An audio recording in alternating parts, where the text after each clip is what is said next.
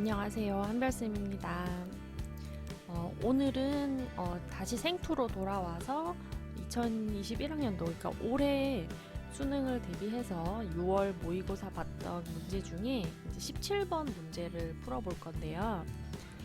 17번 문제는 사실은 알면은 되게 쉬운 그런 지식적인 문제인데, 교육과정이 바뀌면서 이제 생투에서 약간 이 생명과학이랑 관련된 역사에 대해서 물어보는 단원이 새로 생겨가지고, 또 우리 이과 친구들은 뭐 역사 막 외우고 약간 이런 걸 싫어하잖아요. 사실 선생님도 별로 막 몇 년에 뭐 했고 이런 거 외우는 거는 싫어하거든요.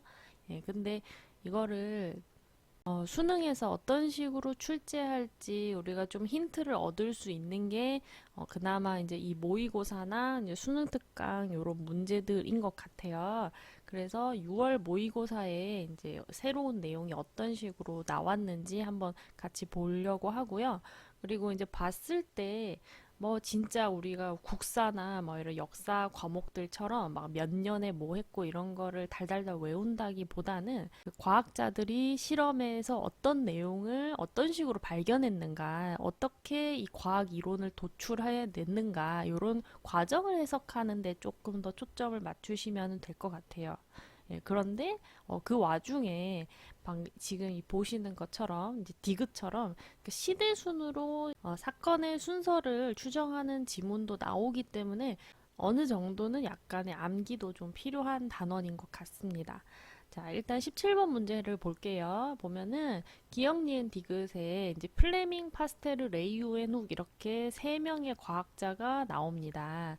그래서 플레밍이야 워낙 여러분들이 그 페니실린 발견한 그 스토리가 유명하다 보니 잘 알고 있을 것 같은데, 이제 파스테르와 레이우의 훅은 약간 생소할 수도 있어요. 그래서 파스테르 하면은 여러분 파스테르 우유만 많이 생각하시지만, 파스테르가 과학사에서 남긴 중요한 업적이 바로 생물 속생설을 입증한 거거든요.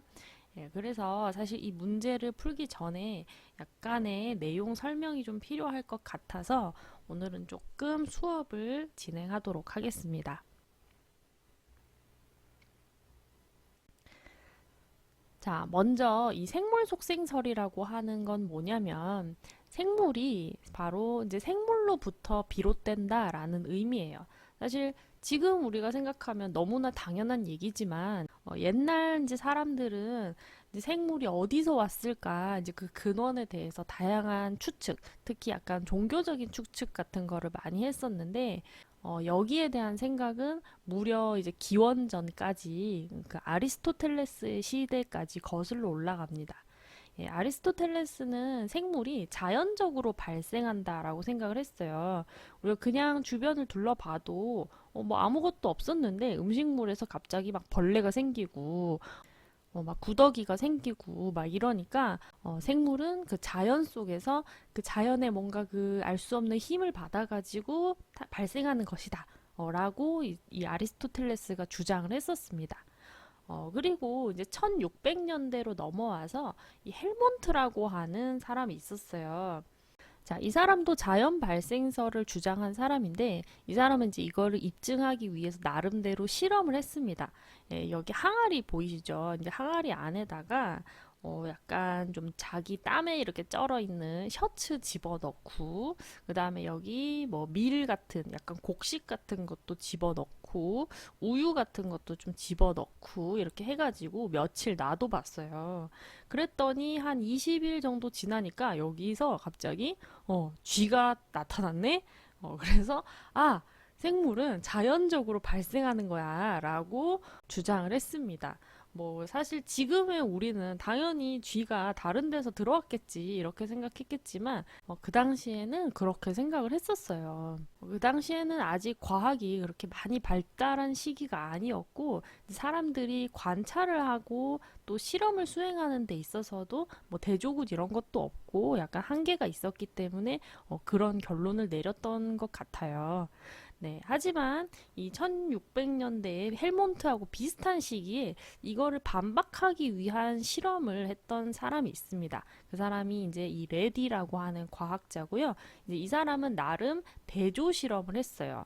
그래서 유리병 속에 고깃덩이를 이렇게 넣고 하나는 이렇게 뚜껑을 잘 막아서 어, 다른 생물이 못 들어가게, 외부에서 생물들이 못 들어가게 막은 거죠. 그러니까 어떻게 보면 이게 이제 대조군과 실험군이라고 볼 수 있겠네요. 예, 그렇게 이제 며칠 놔뒀더니 이 뚜껑을 막은 유리병 안에 고기에는 구더기가 생기지 않았는데 이렇게 뚜껑을 열어놓은 병 안에 고기에는 막 이제 구더기들이 생기는 걸 보고 아, 생물은 자연 발생하는 게 아니라 외부에서 와서 다른 생물로부터 탄생했다라고 이 사람이 결론을 내렸던 거예요. 그래서 이렇게 이제 생물 속생설을 주장을 했습니다.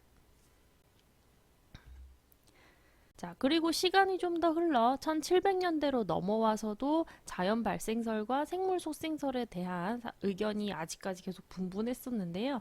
이제 그 중에 이 니덤이라고 하는 과학자가 음식을 먹을 때 우리가 기본적으로 이제 음식을 익혀서 끓여가지고 먹는 것에서 착안을 해가지고 플라스크 안에다가 고기즙을 넣고 막 끓였어요. 그래서 이제 세균이나 이런 미생물들이 완전히 없어졌을 것이다 라고 이제 생각을 한 다음에 이 플라스크에 이제 뚜껑을 잘 막아놓고 며칠 놔둬봤습니다. 자, 그런 후에 이제 며칠 지나서 이제 여기 안에 있는 물질을 현미경으로 관찰을 해보니까 미생물들이 막 생긴 거를 볼 수가 있었던 거야. 그래서 미생물은 자연적으로 발생한다 이렇게 이제 주장을 했어요. 근데 이제 이거를 반박하는 사람이 있었는데 그게 이 스팔란찬이라고 하는 과학자고요. 이 사람은 이제 이 니덤의 실험이 잘못됐다고 생각을 했던 게 아마 이 실험에서 미생물이 생긴 이유는 이 마개를 제대로 완전히 밀봉하지 않아서 그런 것일 거다 이렇게 주장을 했던 거예요. 그래서 이 사람이 이걸 반박하기 위해서 어떤 실험을 했냐면 똑같이 이제 플라스크에다가 똑같이 8888 이제 고기즙을 끓인 다음에 이번에는 아예 그냥 용접을 해가지고 유 플라스크 끝부분을 완전히 막아버린 거예요. 예, 유리를 녹여가지고 막아버렸어요. 자, 그렇게 이제 막 며칠 놔뒀더니 미생물이 생기지 않았어요. 그래서 충분히 끓이고 플라스크를 완전히 밀봉하면은 미생물이 생기지 않아요. 그러므로 생물은 생물로부터 나온다라고 생물 속생설을 주장을 했어요. 자, 근데 이런 실험을 했다고 해서 이제 그 당시 사람들이 바로 어떤 생각을 바꾸기가 힘들잖아요. 예, 그래서 니덤이 막 반박을 한 거예요. 스팔란차니에 대해서. 그거는 너가 고깃집을 너무 오래 끓이기도 하고 완전 이렇게 밀봉을 해버리면은 외부에서 어떤 그 생명력을 만들 수 있는 기운이 들어와야 되는데 그 기운이 들어올 수 없지 않니? 뭐 이런 식으로 뭔가 눈에 보이지 않는 그 확인 불가능한 힘을 끌어와가지고 그래서 미생물이 생기지 않은 거야 라고 막 주장을 했던 거예요. 네, 그 한 시대를 지배하고 있는 어떤 생각을 한 번에 뒤집기는 참 힘들죠. 자, 근데 바로 이 파스테르가 이 논란에 이제 종점을 찍은 실험을 했습니다. 그게 바로 이 파스테르의 유명한 이제 백조목 플라스크 실험인데, 자, 이건 앞에 플라스크에다가 고기즙 넣고 끓인 거랑 같은 방식으로 고기즙을 넣고 이제 끓여요. 이제 끓은 다음에 이거를 앞에처럼 완전히 밀봉하거나 마개로 막는 게 아니라 플라스크의 목을 이렇게 가열을 해가지고 S자 형태로 이렇게 굽힌 거예요. 자, 그래서 이 형태가 마치 백조목 같다 해서 백조목 실험 이렇게 얘기를 하는데 S자로 굽히면 이제 어떻게 되냐면 이 고기즙을 끓였을 때 생긴 이 증기, 수증기가 이제 여기 안에 막 맺히면서 여기 그 아래에 내려와 있는 요 구분 부분 있죠. 요 구분 부분에다가 물이 고이게 합니다. 자, 그래서 여기 물이 생김으로써 이제 외부에서 들어오는 뭐 먼지나 다른 뭐 미생물 요런 거는 다 여기 물에 잡혀서 안으로 들어가지 않게 막아주는 역할을 하고요. 하지만 이제 물에 공기는 녹을 수 있으니까 이제 앞에서 니덤이 주장했었던 그런 막 생명력 막 요런 거 있죠. 그런 기후는 들어갈 수 있다라고 주장을 한 거예요. 자, 그래서 실제로 며칠 동안 방치를 했더니 미생물은 생기지 않았어요. 그리고 그 앞에서 니덤이 주장했던 생명력을 잃지 않았다라는 거를 증명하기 위해서 얘를 다시 여기 백조목의 S자 부분을 잘라서 위처럼 이제 이거를 열어두었더니 그 미생물이 생기는 걸 본 거예요. 자, 그래서 이제 미생물이 생길 수 있는 힘이 있으나 그것은 이제 앞에서 사람들이 주장했던 그런 알 수 없는 힘들이 아니라 외부에서 들어온 그런 미생물 때문에 그 미생물로부터 새로운 미생물이 생겼다. 그래서 즉 생물은 생물로부터 생긴다라는 생물 속생설을 입증해주는 실험이 되었던 거죠. 그래서 이 이후로는 이제 자연 발생설은 부인되고 이제 생물 속생설이 받아들여지는 세상이 됐습니다. 네, 이게 이제 파스텔의 업적이에요. 자, 그리고 아까 문제에 플레밍에 대한 내용이 나와 있었기 때문에 이것도 간단하게만 볼게요. 플레밍의 페니실린 발견 일화는 워낙 유명해서 여러분이 이미 잘 알고 있을 것 같아요. 그래서 세균을 이렇게 키우고 있던 배지에 이제 어느 날 곰팡이가 폈는데 그 푸른 곰팡이 주변에는 이렇게 세균이 자라지 못하고 죽은 것을 보고 곰팡이가 세균 죽이는 물질을 만드는구나 해서 그 푸른 곰팡이에서 그 성분을 추출해내 가지고 페니실린이라고 하는 항생제를 만들었었죠. 그래서 요즘은 워낙 페니실린 내성 세균이 되게 많이 생겼지만 그 당시에는 이 세균에 의한 감염병을 치료하는데 아주 큰 역할을 했던 그런 항생제의 발견이었고 이를 통해서 플레밍이 이제 노벨상도 받을 수가 있었죠. 예. 그래서 플레밍에 대한 얘기 나온 김에 잠깐 짚어봤고요. 그 다음에 레이오엔 훅이라는 과학자에 대한 내용이 나와 있었는데 이 레이오엔 훅은 세포를 관찰한 사람으로서 이 레이오엔 훅에 대해서 얘기를 하려면 이 세포설에 대한 얘기를 잠깐 해야 돼요. 그래서 세포설에 대한 역사를 좀 간단하게 보도록 하겠습니다. 일단 이 세포를 최초로 발견한 사람은 레이오엔 훅은 아니에요. 그래서 1665년에 로버트 훅, 이름이 좀 훅이라서 비슷한 느낌이 있긴 한데 이제 이 훅이라고 하는 사람이 이제 자기가 만든 현미경으로 막 이것저것 막 관찰을 해보다가 코르크 있죠, 여러분. 그 와인 마개로 쓰는 그 코르크 조각을 잘라가지고 관찰하다 보니 안에 이렇게 칸칸이 작은 칸들이 이렇게 줄지어져 나열되어 있는 것을 발견을 했습니다. 그래서 이게 마치 그 감옥의 그 방 한 칸 한 칸들을 우리 셀이라고 하죠. 그래서 그 작은 방이라는 의미로 셀, 세포라는 이름을 처음으로 이제 지어준 사람이고요. 그래서 최초로 세포를 발견한 사람이 바로 이 로버트 훅입니다. 하지만 이 코르크라고 하는 거는 사실 이 안에 있는 세포들은 다 죽은 상태죠. 죽고 바깥에 세포벽만 남아있는 상태이기 때문에 실제 세포를 봤다라기보다는 이제 세포가 있었던 흔적, 그러니까 세포벽을 관찰했다라고 하는 게 좀 더 정확하겠죠.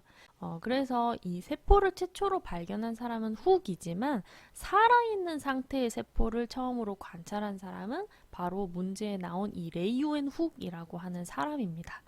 네, 이 사람은 실제로 이제 자기가 역시 현미경을 제작을 했는데 이런 식으로 생긴 현미경이에요. 이게 되게 지금 여기 그림에 나와 있는 것처럼 크기가 되게 작은데 여기 끝에 조그만한 렌즈, 유리 렌즈가 있어서 여기 바늘 끝에 내가 관찰하고 싶은 시료, 뭐 빗물이나 연못물 같은 거를 여기다 묻혀요. 그런 다음에 이거를 나사를 돌려서 초점을 맞춰가지고 관찰을 했던 거예요. 예, 그래가지고 보니까 막 혈액 속에 막 적혈구 같은 것도 보이고 막 연못물에 원생생물 막 집신벌레나 미생물 이런 것들이 막 돌아다니고 있는 거를 관찰할 수 있었던 거죠. 예, 살아있는 세포를 그래서 최초로 관찰한 사람이 바로 이 레이오엔 훅이고요. 예, 그 이후로 이제 현미경들이 점점점 발달하면서 이제 좀 세포의 정교한 구조를 관찰해서 이런 세포의 핵을 발견을 하고요. 그리고 다른 다양한 많은 생물들을 현미경으로 관찰하면서 이 슐라이덴이라고 하는 독일의 식물학자가 식물들을 막 다 관찰을 해보니까 다들 세포라고 하는 구조들로 이루어져 있더라라는 것을 발견하고 모든 식물은 다 세포로 이루어져 있다라고 식물 세포설을 주장을 했고요. 그 다음에 이 슈반이라고 하는 사람도 역시 이제 세포를 많이 관찰한 사람인데 이 사람은 이제 동물을 많이 관찰했어요. 혹시 이 이름이 좀 익숙하지 않으세요? 여러분 생명과학 원에서 뉴런 배울 때 그 뉴런을 싸고 있는 그 마리집들 있죠. 이 마리집 세포들이 바로 슈반 세포인데 이 세포를 발견한 사람이 바로 이 사람이에요. 그래서 그 사람 이름을 따서 이제 슈반 세포 이렇게 붙인 거거든요. 그래서 그렇게 동물들의 세포를 많이 관찰을 해보니까 동물들도 역시 모두 세포로 이루어져 있구나라고 이제 동물 세포설을 주장을 했습니다. 네, 그래서 이러한 점들을 다 이제 종합을 해가지고 세포설이라고 하는 이론으로 완성한 사람이 이 피르호라고 하는 사람이에요. 자, 그래서 이 피르호가 말한 세포설의 내용은 어떤 거냐면 모든 생명체들은 다 세포로 이루어져 있다라는 거랑 그리고 이 세포가 생명체의 기본 단위, 그러니까 구조적인 단위이자 기능적인 단위다라고 얘기를 했고요. 그리고 이 모든 세포는 기존의 세포, 그러니까 생물 속생설이죠. 기존의 세포로부터 만들어진다라고 하는 내용으로 세포설을 정리를 했습니다. 자, 그래서 이 세포설에 관련된 역사를 좀 봤는데 이거는 막 몇 년에 누가 뭘 했다 이렇게 달달달 외우는 것보다는 좀 전체적인 흐름을 기억해 주시면 좋을 것 같아요. 그래서 좀 스토리로서 기억을 하면 조금 더 기억에 잘 남으니까 그렇게 이야기로서 한번 보시고 이제 문제로 그럼 우리는 좀 돌아가 볼게요. 자, 아까 이제 플레밍 파스테르 레이유엔 훅에 대해서 이제 우리 다 한 번씩 봤으니까 가나다의 기억니은 디귿이 누군지 알 수 있죠. 일단 생물 속생설 입증한 사람은 파스테르죠. 그리고 페니실린 발견한 사람은 플레밍이고요. 그리고 세균 이거 관찰한 사람 여기서는 레이우엔 훅이죠. 그럼 일단 기억 파스테르 맞고요. 그리고 플레밍이 페니실린을 발견한 건 바이러스가 아니라 그 곰팡이였죠. 푸른 곰팡이. 그러니까 니은은 틀렸습니다. 자, 그 다음에 디귿은 가나다를 시대순으로 배열하면 다나가이다. 자, 앞에서 우리가 막 몇 년대, 몇 년도 막 이렇게 얘기하긴 했는데, 뭐, 물론 좀 헷갈릴 수도 있겠지만은, 우리가 조금 상식적으로 이제 생각을 했을 때, 이 세 가지 일 중에 뭐가 제일 먼저 일어났을 것 같아요? 뭐, 아직 세포도 발견하지 못했는데, 뭐, 이제 미생물을 가지고 실험을 할 수는 없었을 거 아니에요. 예, 그래서, 이 가하고 다, 그러니까 파스테르하고 레이우엔훅이 모르면은 좀 헷갈릴 수 있는데, 일단 세포를 먼저 관찰해야 그 다음에 세균이니 이런 것 가지고 연구를 할 수 있으니까 레이우엔훅의 이 세포 발견한 사건이 제일 먼저라고 보는 게 좀 합당하겠죠. 그리고 생물이 어디서 기원했는지도 모르는데 막 세균을 기르면서 연구를 하진 않았을 거 아닙니까? 예, 그래서 생물 속생설을 입증한 사건이 페니실린의 발견보다는 먼저라고 우리가 생각을 할 수 있겠습니다.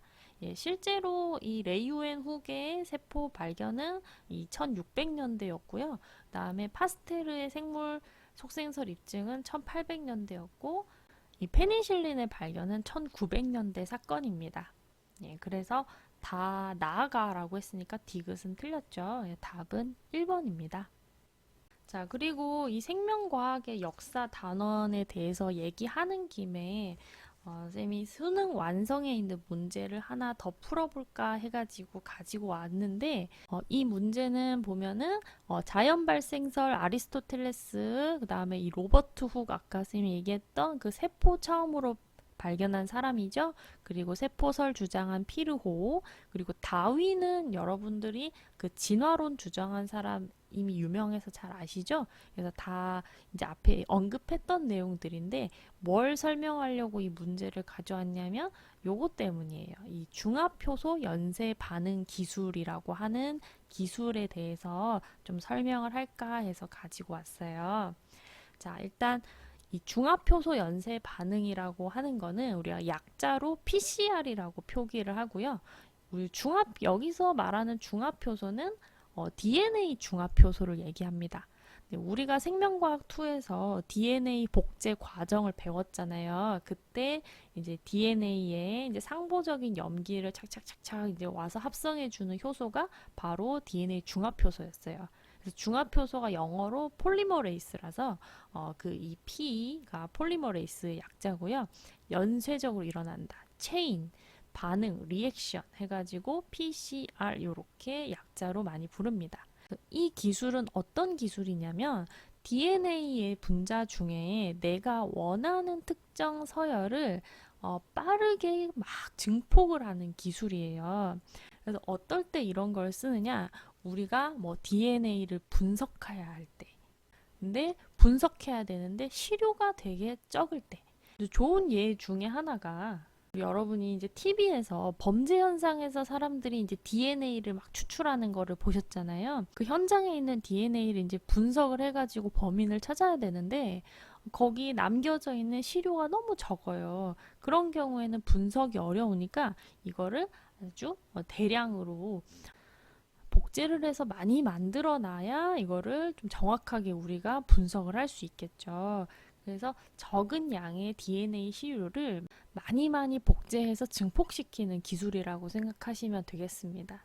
네, 근데 이제 이렇게만 외우면은 좀 기억이 잘 안 날 수 있으니까 그 과정을 간단하게 설명을 드릴게요.